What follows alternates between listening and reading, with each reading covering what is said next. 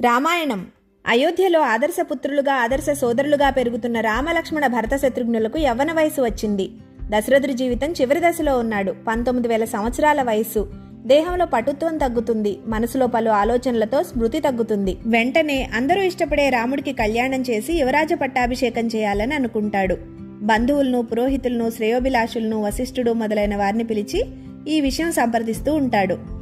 ఇంతలో ద్వారపాలకులు వచ్చి విశ్వామిత్ర మహర్షి వచ్చినట్లు చెప్తారు. ఇంత మంగళకరమైన ఆలోచన చేస్తున్న సమయంలో మహర్షి రాక శుభంగా భావించి సంతోషంతో ఎదురెళ్లి మహర్షిని ఆహ్వానిస్తాడు.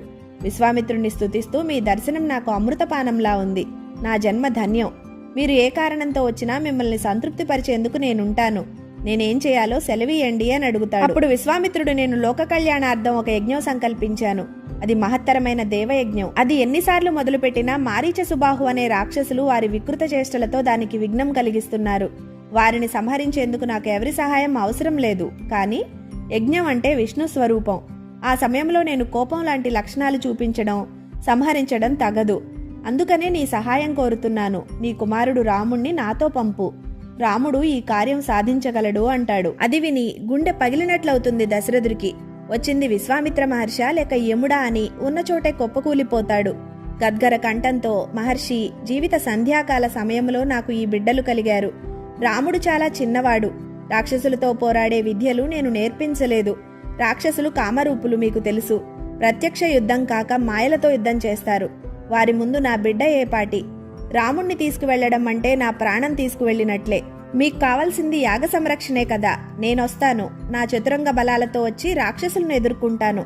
మీరు మీ యజ్ఞం నిర్విఘ్నంగా చేసుకోండి. ఎవరు ఆ మారీచ సుబాహులు నాకు చెప్పండి అంటాడు. విశ్వామిత్రుడు పౌలస్య వంశంలో రావణాసురుడు అనేవాడు ఉన్నాడు అని అనగానే మహర్షి మాట పూర్తి కాకుండానే దశరథుడు అడ్డుపడి భయంతో, రాముడు కాదు, నేను కాదు, రావణుణ్ణి ఎదిరించగలవారు ఎవ్వరూ లేరు, నన్ను క్షమించండి అని కాళ్ల మీద పడతాడు. విశ్వామిత్రుడు కోపంతో, మరి నాకు సహాయం చేస్తానని నువ్వు అన్న మాట అనగానే భూమి కంపిస్తుంది.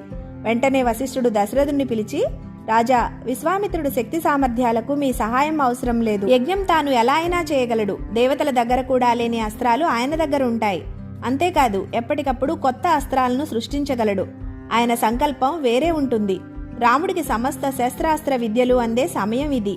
ధైర్యంగా రాముణ్ణి మహర్షితో పంపండి అని చెప్తాడు. దశరథుడు కుదుటపడి విశ్వామిత్రుడికి నమస్కరించి, మహర్షి, పుత్రవాత్సల్యంతో అలా మాట్లాడాను. నన్ను క్షమించండి. రాముణ్ణి మీతో తీసుకువెళ్ళండి అంటాడు. రాముడితో లక్ష్మణుడు వెళ్తాడు. లక్ష్మణుడు వెళ్ళడానికి ఎవరి ప్రమేయమూ లేదు. రాముడు వెళ్తే లక్ష్మణుడు వెళ్తాడు. అలా రామ లక్ష్మణులు విశ్వామిత్రునితో వెళ్తారు. తర్వాత కథ నెక్స్ట్ వీడియోలో. Thank you.